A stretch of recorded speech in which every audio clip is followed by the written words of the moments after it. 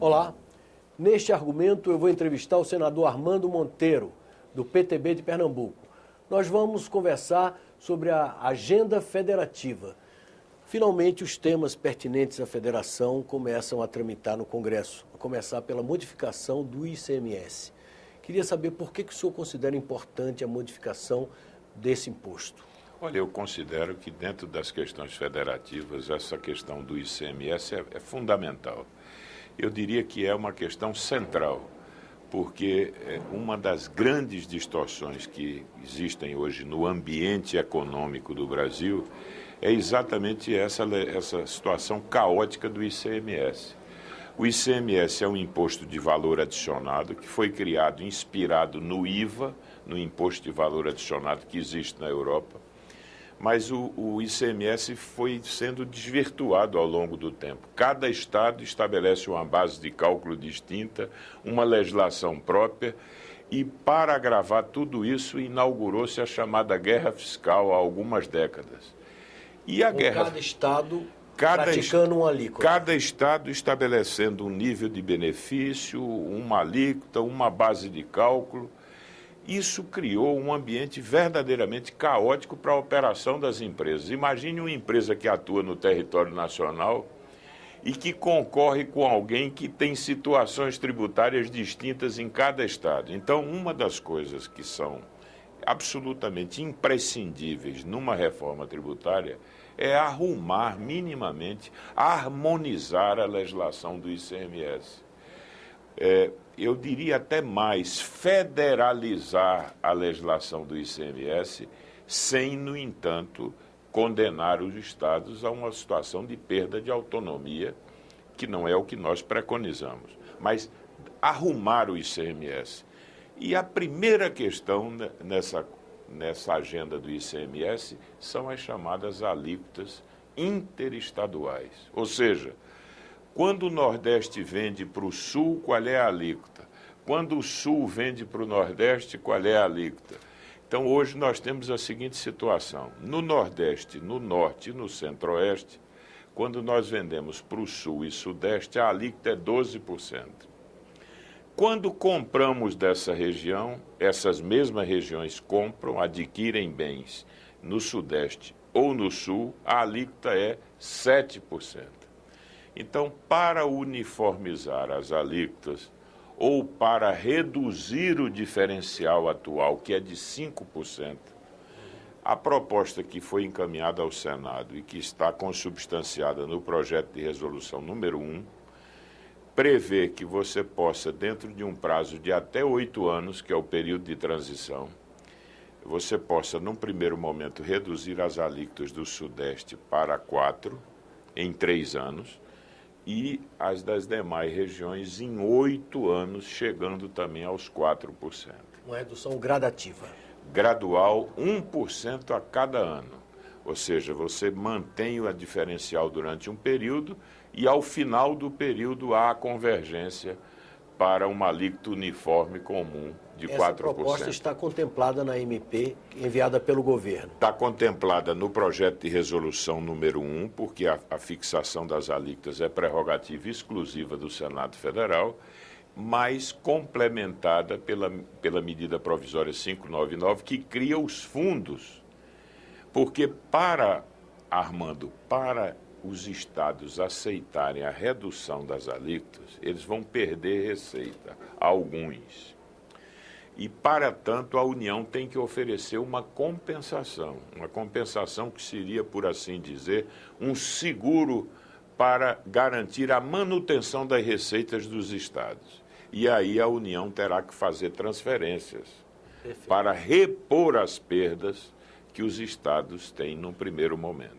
Então, cria-se um fundo de compensação financeira e cria-se ainda um fundo de desenvolvimento regional. Por quê? Porque com a redução e eventual uniformização das alíquotas, a chamada guerra fiscal acaba. E para acabar a guerra fiscal, os estados menos desenvolvidos, que sempre se valeram dos incentivos para corrigirem os desníveis interregionais, seria mais do que razoável que os estados pudessem ter algo. E aí eles terão um fundo de desenvolvimento regional para apoiar investimentos estruturantes nessas regiões, que, por sua vez, esse fundo teria origem em empréstimos e transferências da União, podendo alcançar, num período de até 20 anos, quase 300 bilhões de reais. Portanto, é mais ou menos essa arquitetura. Então, mudança das alíquotas seria o ponto principal. Crucial. Mas o outro é a questão da dívida dos estados, Sim. a mudança do indexador. Queria que o senhor comentasse, então, esse outro aí ponto. Temos num projeto de lei complementar, que tem origem na Câmara, nós temos ainda a questão da remissão dos créditos tributários e incentivos que foram concedidos à margem da Constituição e que agora precisam, através de um novo convênio, serem regulamentados e convalidados.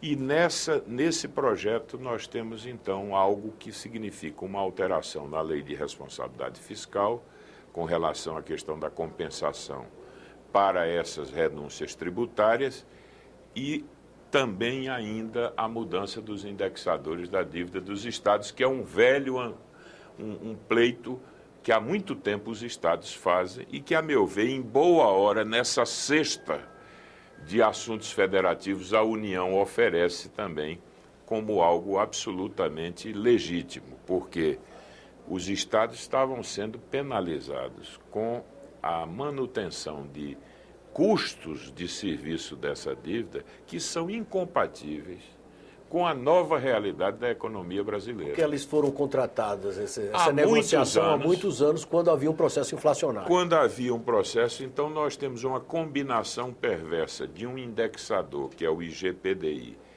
que não, a meu ver, não reflete adequadamente as condições novas da economia brasileira, porque está mais atrelado à questão de commodities e tal, é um mau indexador e, além disso, juros reais muito altos, naquela época em que o Brasil tinha juros reais pornográficos, por assim dizer. Então, agora nós temos um novo indexador, que seria o IPCA, que reflete de maneira mais adequada a inflação, e um juro real compatível com esse novo momento da economia brasileira, que eu ainda acho alto, Armando. A proposta é de que seja 4%. Eu acho que deveria ser menor. Mas, no entanto, esse composto estaria limitado no teto à variação da Selic. Para você ter uma ideia, hoje a dívida dos estados que estão custando por ano algo como 17,5%. E que passariam agora, considerando esse teto da Selic, a ter um limite de 7 ponto alguma coisa. Então, e há uma terceira modificação, também dentro desse contexto da agenda federativa, que é a mudança dos critérios de decisão do CONFAS.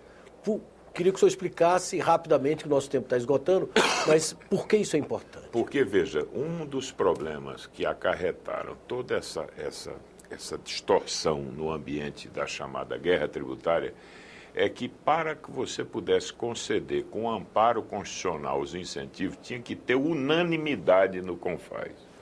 Como unanimidade é algo muito difícil de se obter, agora se evolui para uma outra fórmula que consagra a ideia de que os convênios que vão fazer a remissão e, eventualmente, restituição de incentivos tenham a aprovação de pelo menos 3/5 dos estados que integram o CONFAS. 3/5. E, necessariamente, nesses 3/5, você tem que ter, pelo menos, a participação de 3 estados de cada região. Sei. Uma maneira de um amplo consenso. 5 regiões. Mesmo que não seja unanimidade, vai ser necessário um amplo consenso. Um amplo consenso ou, claramente, a indicação de uma posição majoritária que respalde essa posição do CONFAS. Essas 3 medidas, essas 3 iniciativas conjuntamente, representa uma reforma tributária? Olha, eu creio que representa um passo muito importante. E eu queria lhe lembrar duas questões que estão ligadas a essa também.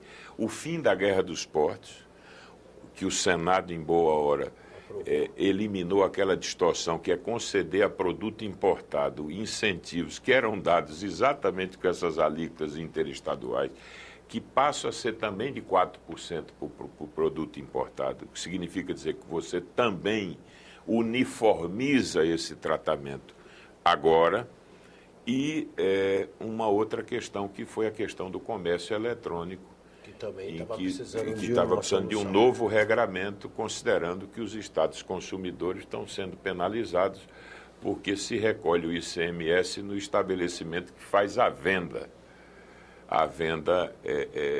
do e-commerce, do comércio eletrônico. Ou seja, e agora, avanços significativos. Significativos que, a meu ver, justificam verdadeiramente esse papel insubstituível do Senado, que é a casa da Federação Brasileira e que não pode se destituir, fundamental, que é o de poder assegurar as mudanças que na agenda federativa são fundamentais para que o Brasil tenha uma federação razoavelmente equilibrada.